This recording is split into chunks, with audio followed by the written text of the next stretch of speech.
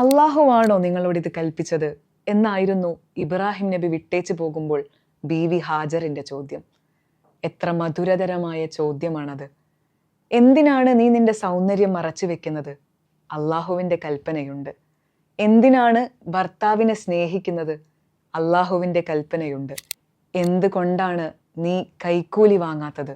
അള്ളാഹുവിൻ്റെ കൽപ്പനയുണ്ട്. എന്തിനാണ് നീ ഭാര്യയെ ബഹുമാനിക്കുന്നത്? മാതാപിതാക്കളോട് എന്തിനാണ് നീ നല്ല നിലയിൽ വർത്തിക്കുന്നത്? അള്ളാഹുവിൻ്റെ കൽപ്പനയുണ്ട്.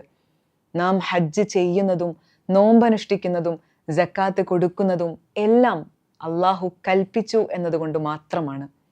ഇതിലും മനോഹരമായ മറ്റെന്ത് കാരണമാണ് നമുക്ക് വേണ്ടത്? അള്ളാഹുവിൻ്റെ കൽപ്പനകൾ നേരാംവണ്ണം നിർവഹിച്ചവൻ്റെ കാര്യങ്ങൾ അള്ളാഹു ഏറ്റെടുക്കും എന്ന് ദൃഢനിശ്ചയമുണ്ടാവുക.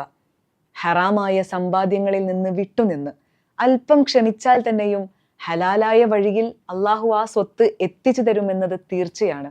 ഹറാമായ വഴിയിൽ നീ കഴിച്ച ഓരോ ഭക്ഷണവും, സമ്പാദിച്ച ഓരോ സമ്പത്തുകളും, ഹറാം കലർന്ന നോട്ടം പോലും നീ അല്പം ക്ഷമിച്ചാൽ അതിന് ഹലാലിൻ്റെ മാധുര്യം വന്നു ചേരുമായിരുന്നു.